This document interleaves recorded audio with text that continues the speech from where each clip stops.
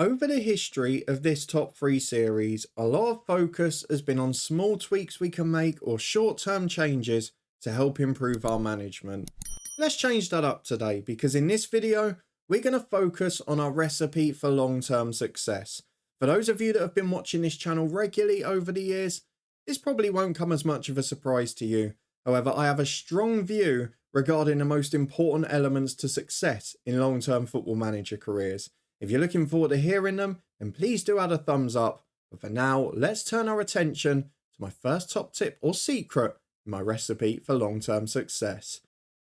Let's start at number 3 with recruitment, which is often misleadingly suggested to be the most important thing to get right in FM.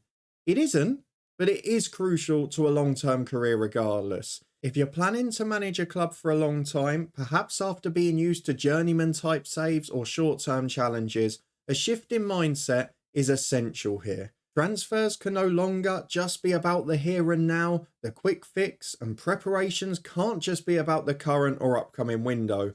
You must have a long-term strategy. Key to that from FM23 is the new recruitment focus feature. This allows you to run several ongoing scouting missions that allow you to be prepared for essentially any eventuality. Let's face it, unless you're managing a European super club or an elite club in the world, you're going to get an offer at some point that's too good to refuse for one of your star players. If you have strong and consistent recruitment focus processes in place though, you'll be ready to sign your replacement before your own star even leaves. Remember to take time when setting up these scouting missions though, including caps on player values, wage, age and playing style to suit both your budgets and your tactics. Consider it a Brighton model by modern Premier League standards. At number 2, we move on to developing players at your club. This isn't just about training and tactics though. You need a cohesive group that are socially interactive and with a strong mentality.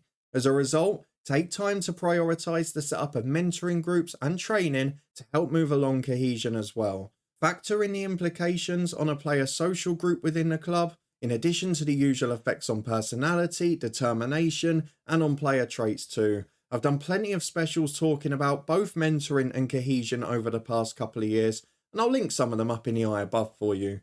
But it's so important to bond your team and get a strong core of players that get along. It also makes it far easier to integrate new players in the longer term if your whole squad is singing from the same hymn sheet already. This can be worth more than any technical development and make the difference in a tight title race in a competitive league. At number 1, we finished though with that key area again. An area that I still maintain is the most important to get right in Football Manager. Of course, anyone who's been here before will know it's staffing. Let me demonstrate my point. How does our second tip work without good coaches? It doesn't. How does our third tip work without good scouts or analysts? It doesn't.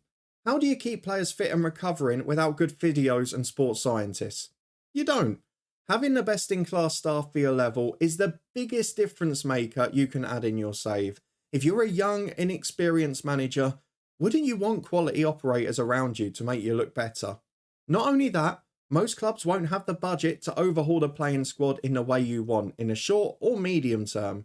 To upgrade your staffing team though, is significantly cheaper and has a far more noticeable outcome. To improve players, develop styles and find several better players for a fraction of the cost of buying just one immediately, pretty priceless, isn't it?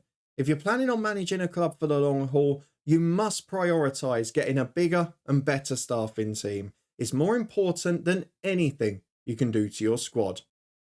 So those are my top 3 tips or secrets in my recipe for long-term success in Football Manager. You agree or disagree with them? Let me know in the comments down below and give me your essential must-dos in a long-term FM career. If you enjoyed this one, please do add a thumbs up and subscribe for daily Football Manager content. The long-term stories will be back tomorrow. Catch up with those in the eye above. And I'll see you back here next Sunday for another top 3, but the playlist is next to my head now.